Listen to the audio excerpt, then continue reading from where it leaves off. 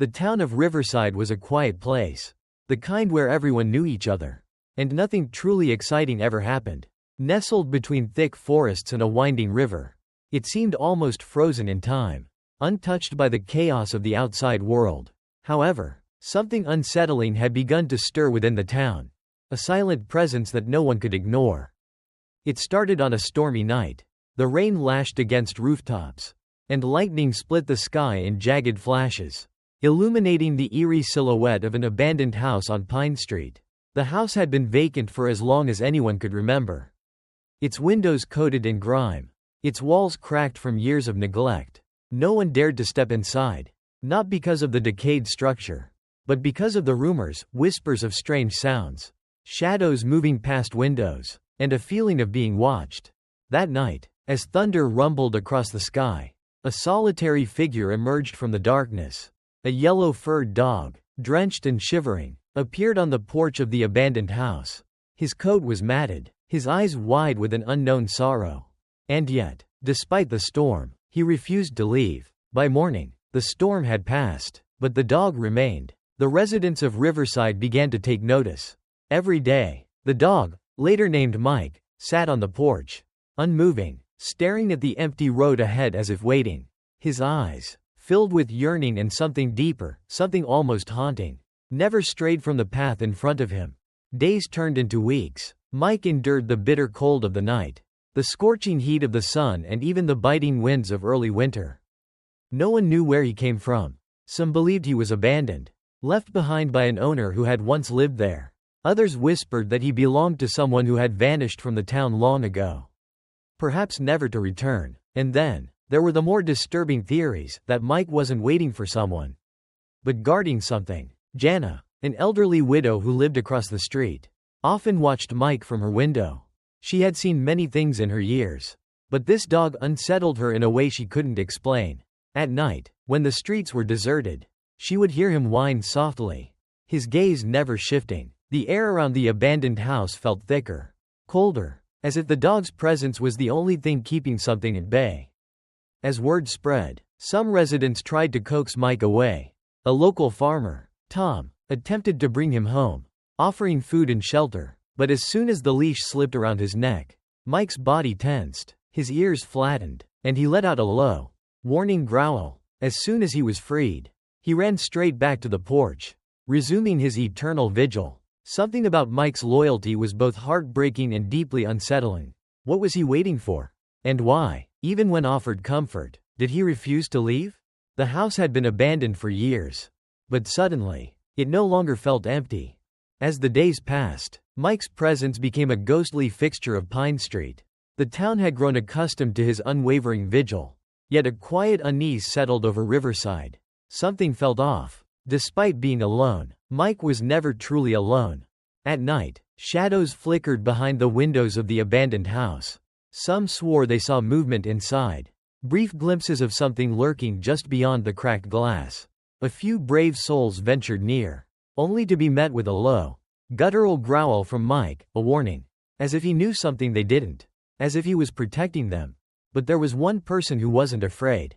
Anna, a 10-year-old girl with a heart too big for her small frame, was the only one who saw something more than just a stray dog. Every afternoon after school, she passed the house where Mike sat. At first, she only watched him from a distance, fascinated by the mystery. The other kids at school whispered stories. Some believed Mike was waiting for his lost owner. Others claimed he was a ghost dog, trapped between worlds. Anna didn't believe in ghosts, but she felt something strange every time she passed that porch. One chilly afternoon, she finally worked up the courage to approach him. She crouched down a few feet away, keeping her voice soft. "Hey, buddy, you must be really lonely."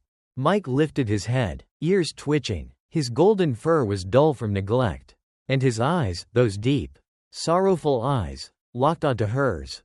He didn't growl, he didn't move, he just stared. Anna hesitated before reaching into her pocket, pulling out a piece of bread from her lunch. She placed it on the ground and stepped back, waiting. Mike didn't eat. Instead, his gaze shifted toward the dark doorway of the house. His ears flattened. A low whimper escaped him as if he had just remembered why he was there. A chill ran through Anna's spine. She turned slowly, following Mike's stare. The front door, which had always been locked, was slightly ajar. Anna's heart pounded. Had it always been like that? She took a careful step toward the porch. The air around her felt thicker. The closer she got, the more she felt the strange sensation of being watched. Mike let out a sudden bark, sharp and urgent. Anna gasped and stumbled back, her pulse racing. The noise echoed down the empty street. And for a moment, she was sure she saw a shadow move inside the house. And then, the door creaked open a little more. Mike's growl turned into a snarl, his fur bristling as he stepped in front of Anna. His stance was no longer that of a lonely, waiting dog. It was one of a guardian. Anna's hands trembled as she backed away, her breath coming in short gasps. The house was abandoned. No one lived there. So why did it feel like something inside had just noticed her? Anna stumbled back, her breath ragged, heart hammering like a drum against her ribs. Mike's low growl rumbled through the cold air, his teeth bared toward the open doorway. The silence that followed felt unnatural, like the air itself had frozen in place. The abandoned house had always been just that, empty, lifeless. Yet now, standing in front of it, Anna felt as if something had shifted. It was as though the darkness inside the doorway was watching her back. A soft creak echoed from within. Anna's fingers clenched into fists. It's just the wind, she told herself. It has to be. But then, she heard it. A whisper. Faint, raspy, like dry leaves scraping against the pavement. It was just out of reach, tangled in the shadows beyond the doorframe. Anna's stomach twisted. She took a hesitant step backward, barely breathing. Mike remained rigid beside her, his body a coiled spring of tension. His growling had stopped, but his stance remained unnatural, protective. Then, a movement. Deep inside the house, something shifted. A shadow, too tall to be human, too thin to be an animal. It flickered at the far end of the hallway, just beyond the dim glow of the outside world. One step, then another. Anna's blood turned to ice. She wasn't alone. Mike suddenly barked, loud and sharp, breaking the eerie silence. The shadow froze. Then, it moved, fast. A sudden rush of air slammed against Anna's chest, sending her reeling backward. She fell onto the pavement, her palms scraping against the rough surface. Her breath caught in her throat as the shadow lunged toward the doorway, then stopped, just short of stepping outside, as if it was trapped. Anna's pulse thundered. Her mind screamed for her to run, but her legs refused to move. Mike, however, stood firm. His bark became a snarl, his tail stiff with determination. Then, as suddenly as it had appeared, the shadow receded, back into the depths of the house, back into the dark. Anna gasped for breath, pushing herself upright. What was that? She turned to Mike, who was still staring at the doorway, his muscles tense, his eyes filled with something she couldn't quite read. Fear? Or recognition? Anna swallowed hard and forced herself to stand. Her legs felt shaky. This wasn't just an abandoned house. Something was inside, something that shouldn't be. And somehow, Mike already knew. She turned, grabbing the dog's collar, urging him to follow. They needed to get away. Now, as they backed down the street, she made the mistake of glancing over her shoulder. The front door, which had been wide open just moments ago, was now closed. No wind, no movement. Just the heavy silence of a house that had just swallowed its secrets whole. Anna didn't sleep that night. She lay awake, staring at the ceiling, replaying what she had seen at the abandoned house. The shadow, the whisper, the door that had closed on its own. Every time she closed her eyes, she saw it again, that thing standing in the hallway, watching her. Mike, curled up beside her bed, was just as restless. His ears twitched at every little sound, his breathing uneven. He knew something too. He had sensed it long before she had. Anna had to know more. By morning, she had made up her mind. She needed to go back. The thought sent a shiver down her spine. But she knew she couldn't leave it alone. Something was in that house. Something important. And if Mike had refused to leave its front steps for so long, maybe, just maybe, it had something to do with him. The return to the house. By noon, Anna found herself standing in front of the house once more. The sky was overcast, casting an eerie gray hue over Maple Street. The house looked even worse in the daylight, decayed, forgotten, a relic of something lost in time. Mike stood beside her, stiff as a board. His gaze locked onto the house. "You ready, buddy?" Anna whispered, though she wasn't sure if she was asking him or herself. Taking a deep breath, she pushed the door open. It creaked loudly, as if the house was groaning at her return. Inside, dust floated in the stale air. The scent of damp wood and mildew thickened her throat. The old furniture was covered in tattered sheets. Forgotten memories buried beneath neglect. Anna forced herself to step forward. Mike whined softly. His eyes darted toward the same hallway where the shadow had stood the night before. Something felt wrong. The air was colder inside than it had been outside. The silence was heavy. It felt like walking into a place that had been waiting for her. Anna swallowed her fear and moved forward. She had to find out why Mike refused to leave this place. That's when she saw it. A single wooden plank near the living room floor was slightly raised. The dust had been disturbed around it, as if someone, or something, had tried to lift it. Anna's pulse quickened. She knelt, brushing away the dust, and pressed her fingers against the edge of the loose floorboard. It wobbled under her touch. She hesitated for only a moment, then pulled. The plank creaked and lifted, revealing a hollow space beneath the floor. Anna gasped. Inside was something wrapped in cloth. Old, discolored fabric, tied with frayed rope. It was small, the size of a box. Or a book. Her hands trembled as she reached in, slowly pulling it out. Mike let out a low, uneasy growl. Anna carefully untied the rope, unfolding the cloth, and then, she froze. Inside the bundle was an old, faded photograph. A boy, standing in front of the very house she was in. And in his arms, was a young puppy. A puppy that looked exactly like Mike. Anna's breath hitched in her throat. The boy in the photograph looked familiar, though time had faded the image. His features were clear, soft brown hair, a gentle but confident smile, eyes filled with warmth, and in his arms, the puppy, Mike. Anna traced her fingers over the image, her hands trembling. Could it be? Was this proof that Mike had belonged to this boy? But if that was true, where was he now? Mike let out a low whimper, nudging the photograph with his nose. He recognized it, that much was certain. His eyes were locked onto the image, his body stiff with tension. Anna turned the photograph over. There, in faded ink, a few words were scrawled. Onana and Mike, forever. Her heart pounded. The name struck her like lightning.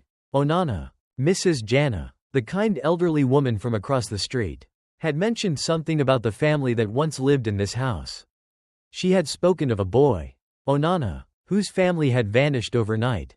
Anna's mind raced. If Onana had owned Mike, why was Mike still here? Why had he waited, year after year, in front of this house? A sudden bang made Anna's head snap up. The sound had come from upstairs. Mike's ears flattened, and his growl deepened. Anna's skin prickled with fear.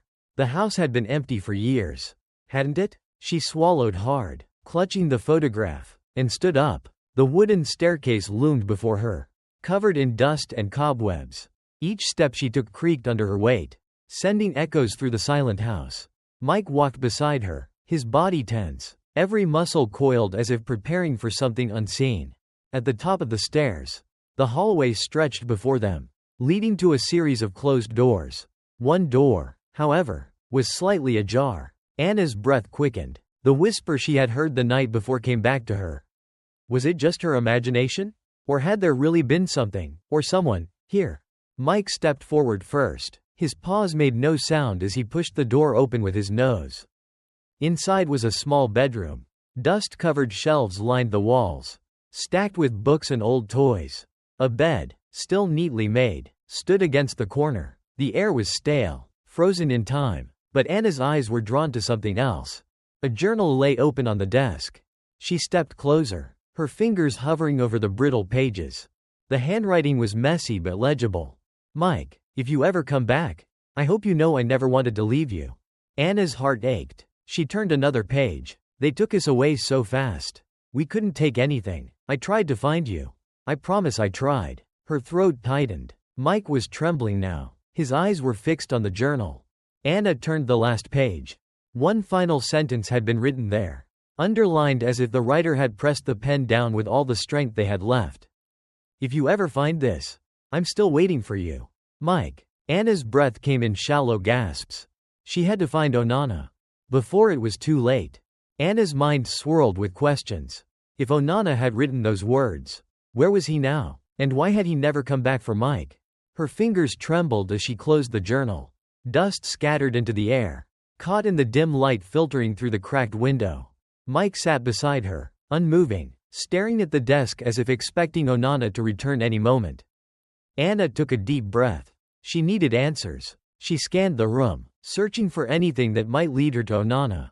The desk drawers were stuck from years of neglect, but with a little effort, she managed to pry one open. Inside, buried beneath old schoolbooks and crumpled papers, was an envelope. The edges were yellowed with age. The ink slightly faded, but the name written on the front made Anna's stomach drop.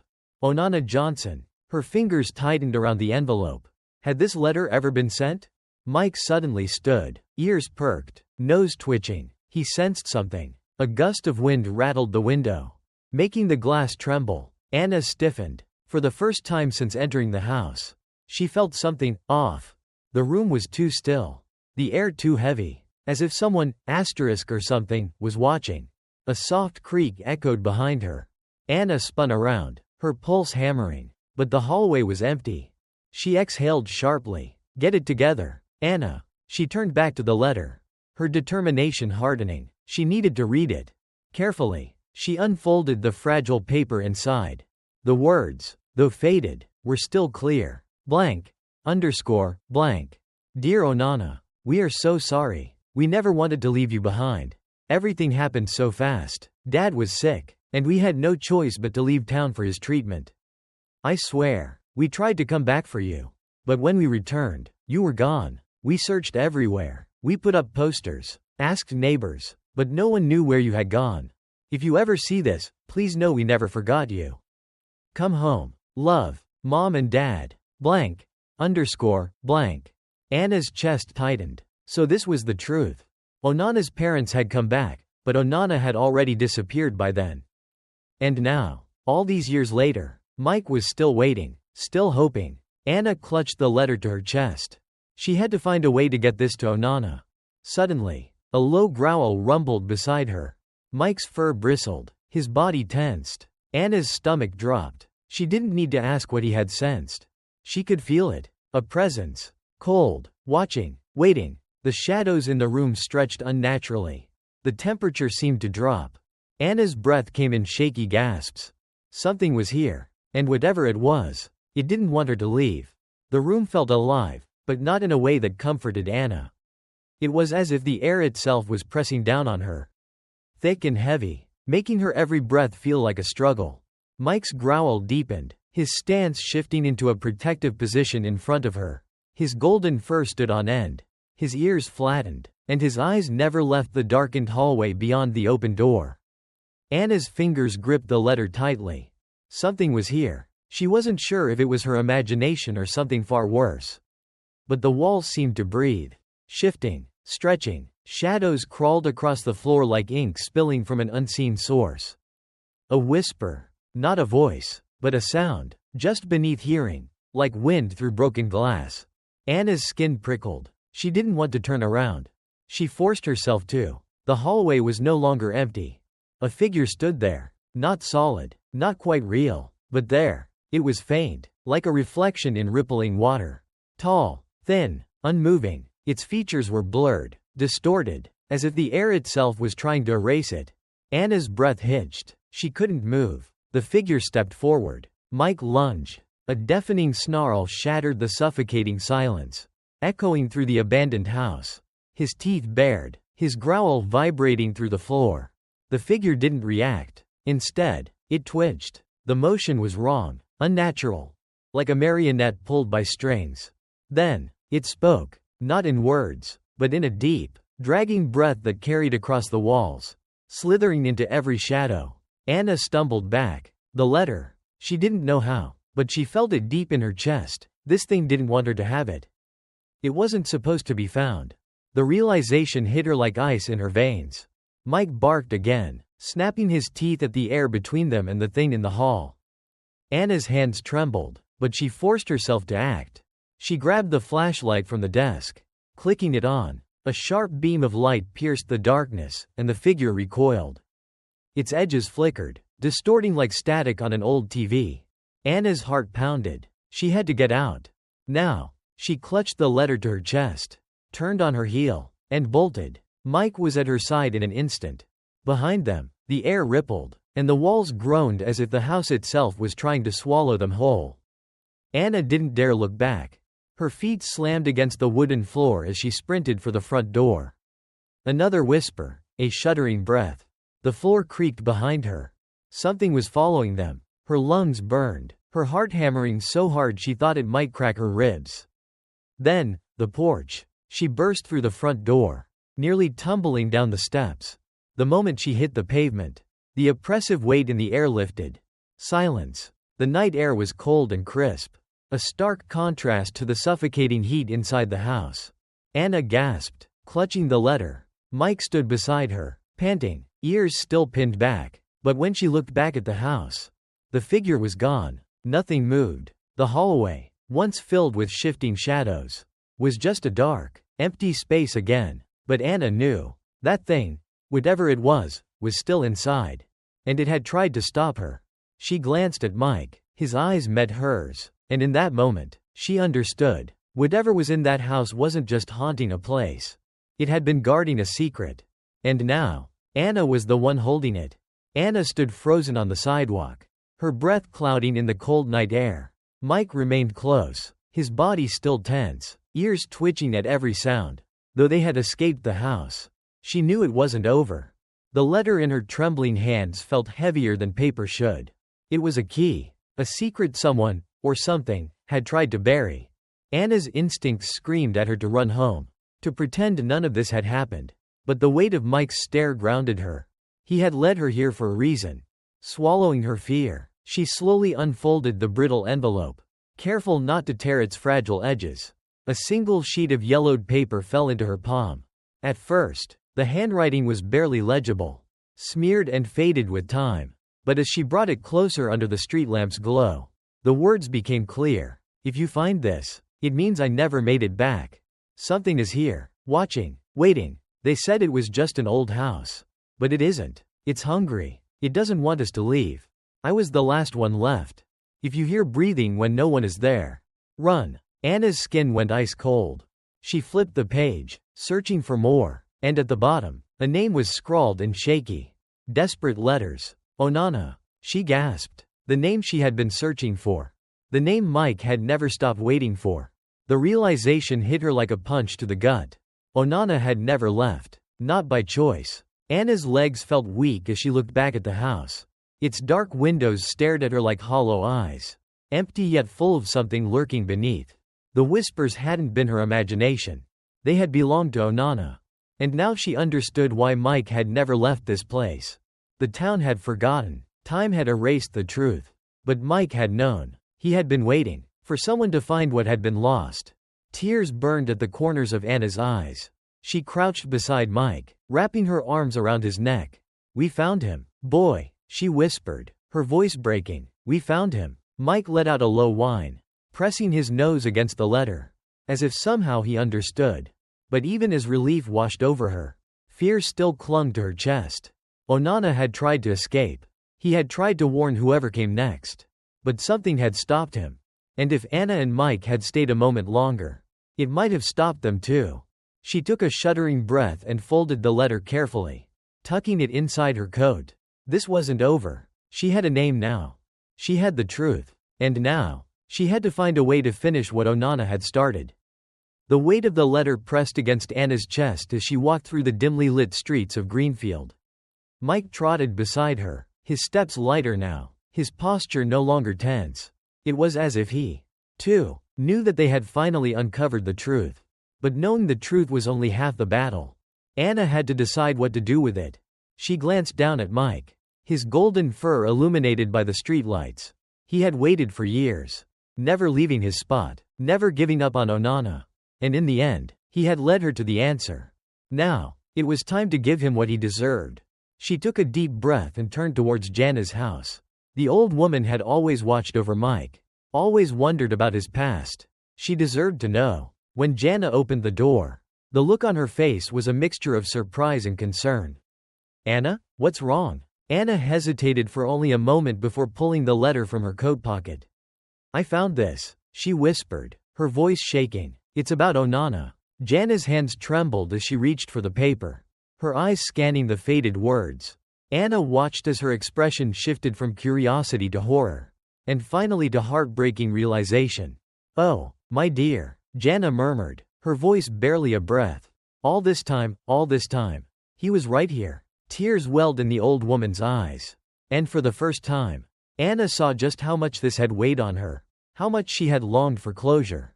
We need to tell his family, Anna said softly. They need to know what really happened. Janna nodded, her lips pressed together. And Mike? Anna looked at the dog sitting faithfully beside her. He had spent years waiting for a boy who would never return. But now, he didn't have to wait anymore. I think, Anna said, a small smile breaking through her sadness. It's time for Mike to have a home again. Janna knelt down, reaching out a hand to stroke the dog's head. Would you like to stay with me, boy? She asked gently. Mike leaned into her touch, his tail wagging slightly for the first time in a long while. Anna felt a lump in her throat as she watched. It was the first time Mike had let himself relax. The first time he seemed to understand that his wait was finally over. As the sun began to rise over Greenfield, Anna stood with Mike and Janna, watching as the light bathed the old house in golden hues. It no longer looked haunted, no longer held the weight of unanswered questions. It was just a house now. The ghosts had been laid to rest. And for the first time in years, Mike didn't sit on that porch, waiting for someone who would never return. Instead, he walked inside with Janna, stepping over the threshold into the future he finally deserved. Mike's unwavering loyalty and patience serve as a powerful reminder of the strength of love and hope. He waited for years, bound by an unbreakable bond to his lost family, proving that true devotion does not fade with time. His story teaches us that love, even in the face of uncertainty, can persist beyond the barriers of distance and loss. Throughout this journey, Anna's determination to uncover the truth shows the importance of empathy and perseverance. Despite being just a young girl, she refused to ignore Mike's silent suffering. Her relentless efforts highlight how a single act of kindness can make a world of difference, not only for those we help but also for ourselves. In seeking answers for Mike, she found a deeper understanding of loyalty, loss, and the power of never giving up on those we care about. Janna, too, plays a crucial role in the lesson of second chances. For years, she provided Mike with quiet support, never forcing him to move on before he was ready. In the end, she opened her home to him, proving that even after years of heartache, healing and love are always possible. Most importantly, Mike's story reminds us to pay attention to the silent voices in our lives, the ones that go unnoticed. The ones waiting for understanding. Whether it's a lost animal, a forgotten friend, or an unresolved past, sometimes, all it takes is one person to listen, to care, and to bring about a long-awaited resolution. Love, in its truest form, never truly disappears. It waits, it endures, and when given the chance, it finds its way home again.